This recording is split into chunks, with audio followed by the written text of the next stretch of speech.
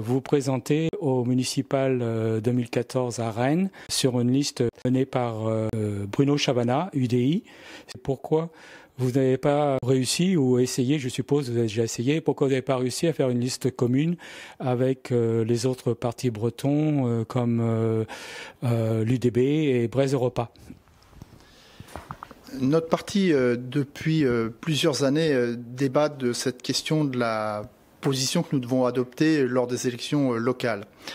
Il se trouve que lors de notre Conseil national, nous avons décidé de prendre part aux élections municipales. À chaque fois que ce serait possible, nous le ferions sous nos couleurs. C'est ce que nous faisons à Vannes, par exemple, où nous avons, avec la liste de Bertrand de Léon, une liste qui sera emmenée par le parti breton.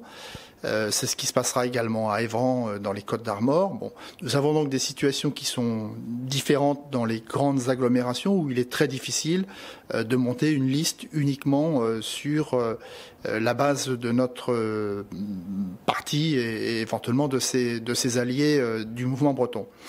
Donc le choix a été plutôt de privilégier notre capacité à participer à la gouvernance. Notre parti n'est pas qu'un parti de revendication, c'est un parti de gouvernement. Nous voulons assumer le pouvoir, nous pensons que nous avons les capacités à l'exercer. C'est la raison pour laquelle, à chaque fois que ça a été possible, nous avons recherché des alliances. Alors, pas toutes sortes d'alliances, des alliances avec des gens dont nous estimons qu'il est possible de faire la route ensemble. Dans le cas de Bruno Chavana que vous évoquiez, c'est un garçon que je connais maintenant depuis plus de 20 ans. Je connais son parcours. C'est un garçon qui est de sensibilité centriste. Il a, notamment au travers de l'ouvrage qu'il a publié il y a quelque temps, mis en évidence une vraie volonté d'inscrire Rennes dans le développement plus large de la Bretagne, de rapprocher Rennes de Nantes.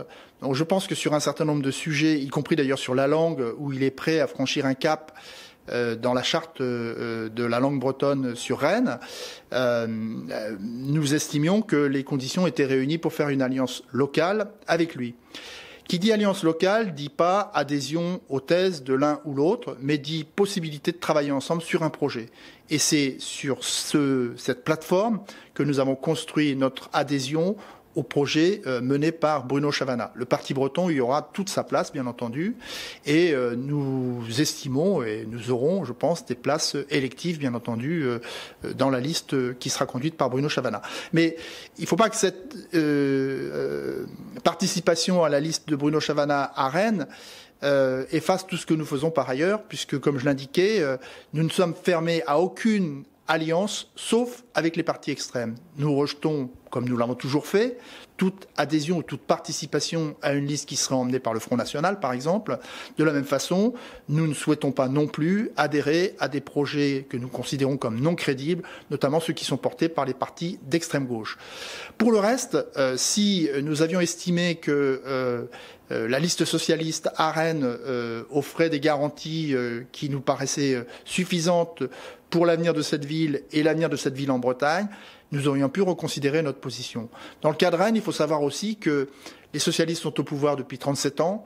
Nous estimons qu'il faut aujourd'hui un renouveau, qu'il faut un changement. Et probablement, les meilleures chances qui sont offertes aujourd'hui aux Bretons d'avoir ce changement, c'est sans doute de voter pour la liste de Bruno Chavana. Donc c'est la raison pour laquelle nous avons souhaité lui apporter notre soutien. Une autre question qui revient souvent dans les médias, c'est comment ça se fait que les partis bretons obtiennent des scores aussi bas, même au municipal, étant donné qu'un récent sondage paru dans le magazine Breton déclarait qu'il y avait 18%, et même plus chez les jeunes, de Bretons favorables à l'indépendance de la Bretagne. Comment ça se fait que ces 18% se concrétisent pas ou se transforment pas au moment des élections municipales ou régionales?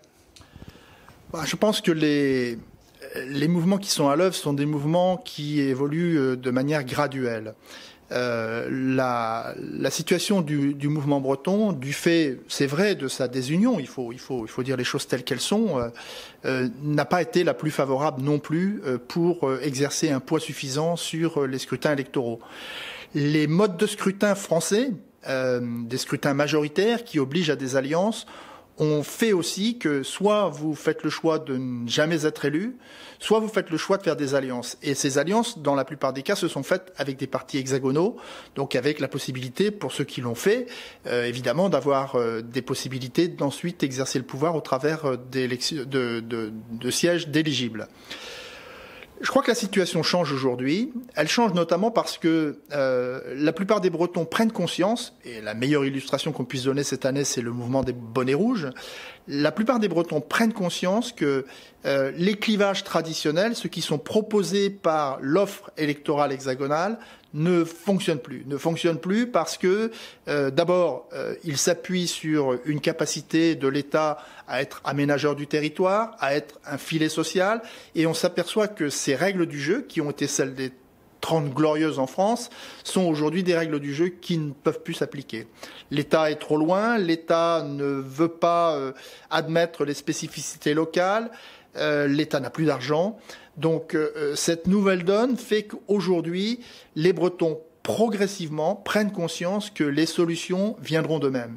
Et à partir du moment où ils prendront conscience que les solutions viennent d'eux-mêmes, il se passera la même évolution que celle qui a été connue il n'y a pas si longtemps finalement, en Écosse, voire en Catalogne, ou même au Pays Basque, où des partis régionalistes, nationalistes pour certains, ont réussi à émerger et ont aujourd'hui une très belle carte à jouer dans une Europe qui progressivement aura tendance à s'intégrer davantage. Donc ça n'est pas une fatalité, je pense qu'il faut du temps. La prise de conscience actuelle des Bretons sur le fait qu'il n'y a pas de solution possible avec la manière dont l'État français est organisé aujourd'hui me paraît être un bon indicateur des possibilités qui sont offertes demain pour des partis comme les nôtres. Justement, vous avez mentionné que les Bretons, comme les Français d'ailleurs, sont désabusés par les partis traditionnels UMP et PS qui ont promis beaucoup de choses, qui sont incapables de résoudre le chômage et qui en fait ne respectent aucune des promesses qu'ils font pendant les campagnes électorales. Un des partis qui, en dehors de ce système qui est en train de monter, c'est le Front National. Quels sont vos arguments par rapport aux électeurs bretons, dirigés aux électeurs bretons, pour les pousser à voter Parti breton plutôt que Front National ou Front de gauche? D'abord, je pense que sur le point de vue philosophique, les Bretons, ou en tout cas une une très très grande majorité d'entre eux, sont acquis à certaines valeurs, à des valeurs de solidarité, à des valeurs de respect de l'autre, à des valeurs d'intégration, d'ouverture, qui sont, de mon point de vue, des valeurs qui sont complètement à l'opposé de ce que défend le Front National. Le Front National, d'une part, porte aujourd'hui des solutions, ou ce qu'il appelle des solutions économiques, qui d'ailleurs ont radicalement changé depuis quelque temps.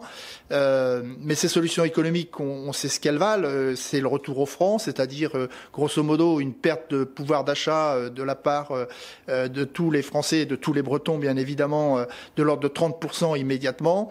Ensuite, le protectionnisme, quelque chose qui est absolument impossible aujourd'hui, quand on sait que même une voiture qui est fabriquée à Rennes reçoit des pièces de tous les endroits de Bretagne, mais aussi de France et d'ailleurs. Donc on voit bien que ces mécanismes économiques qui sont proposés sont des mécanismes archaïques qui n'apportent aucune solution. Donc la carte du rejet, moi je comprends la situation des Bretons, l'exaspération dans laquelle ils sont aujourd'hui, mais je pense que voter Front National, c'est quasiment faire un vote inutile dans la mesure où le Front National n'aura jamais de capacité à apporter des solutions. Il prône le refus de l'intégration, le refus de l'autre, il prône des solutions économiques qui sont dépassées. Nous croyons au contraire à l'Europe et nous aurons l'occasion de le montrer notamment dans le cadre de la campagne européenne. Je pense qu'il faut réhabiliter l'idée d'une Europe, d'une vraie Europe, une Europe intégrée, une Europe porteuse d'un projet économique, une Europe qui soit aussi garante de notre liberté et garante aussi de nous protéger, par exemple, contre la guerre. On voit encore la guerre dans beaucoup de pays, d'endroits du monde.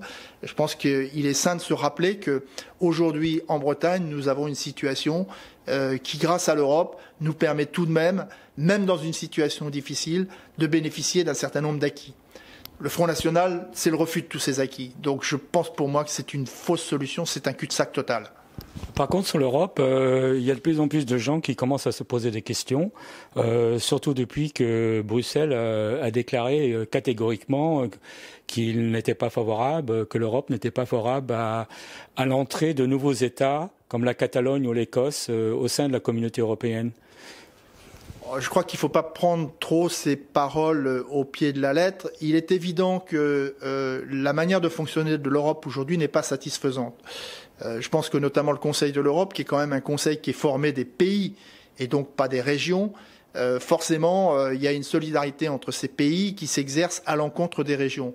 Mais après, il y a un principe de réalité aussi dans un monde qui est celui que nous vivons. C'est-à-dire que si demain, les Catalans ou les Écossais votent en faveur de l'indépendance ou d'une autonomie élargie, je ne vois pas comment l'Europe pourrait leur refuser la porte et ne pas les intégrer comme des vrais pays. Donc cette question de dire l'Europe n'est pas en faveur, non. Je crois qu'aujourd'hui, les gens qui prennent position sont les représentants des États, et on sait que les États sont évidemment aujourd'hui très frileux par rapport à ces questions-là. En revanche, il est certain que si demain un résultat d'élection amenait les Catalans ou les Écossais à assumer eux-mêmes leur avenir, le principe de réalité s'appliquerait et l'Europe les intégrerait. C'est ma conviction. Mais comment changer les institutions de l'Europe? Comment avoir assez d'élus au Parlement européen pour pouvoir modifier la Constitution, créer par exemple un Sénat des régions, en plus d'un Sénat des États-nations? Comment faire pour modifier et avoir une vraie constitution démocratique avec une Cour suprême, des Sénats, un Parlement vraiment effectif et supprimer ces fonctionnaires à Bruxelles qui ne sont pas élus et en fait n'auront aucune légitimité? Alors la première chose, c'est que les fonctionnaires bruxellois sont souvent l'exutoire des gouvernements qui n'arrivent pas à mener à bien leur politique. C'est assez facile, effectivement, de renvoyer à Bruxelles la responsabilité. Comment changer ça? La deuxième chose, c'est que tant que l'Europe n'aura pas d'existence politique, elle ne sera perçue qu'au travers de son administration. Et donc, évidemment, elle sera toujours connotée, comme vous le disiez, de technocratie, d'absence de vision réelle des choses, d'absence de vision locale des choses. Mais une autre lecture est possible. L'autre lecture, c'est celle du Parlement, justement. Si vous écoutez les débats du Parlement européen, vous y voyez plusieurs choses. D'abord, vous y voyez une grande diversité de points de vue. Il y a dans le Parlement européen beaucoup plus d'idées qui circulent que dans les parlements nationaux. Donc c'est une possibilité d'ouverture que je crois dont on ne devrait pas se priver. Et la deuxième chose, c'est que lorsqu'on regarde la cartographie du Parlement européen, on s'aperçoit aujourd'hui que les partisans d'un fédéralisme élargi sont très nombreux et qu'il ne serait pas si compliqué que ça de réunir ces fédéralistes pour que progressivement émerge une organisation de l'Europe qui soit différente de celle que nous vivons aujourd'hui. Donc moi je ne suis pas pessimiste sur cette question. Je pense que dès lors que la situation aura été provoquée, ne serait-ce que par un référendum en Catalogne ou en Écosse qui montre l'émergence d'un pouvoir nouveau, encore une fois, c'est le principe de réalité qui s'appliquera. Et le Parlement européen ne sera certainement pas celui qui s'opposera le plus à l'émergence une reconnaissance, disons en tout cas, des identités régionales. Donc je ne suis pas pessimiste sur cette question. Et je pense qu'on trouvera les moyens à ce moment-là de modifier les règles parce que ce sera l'intérêt commun bien compris, tout simplement.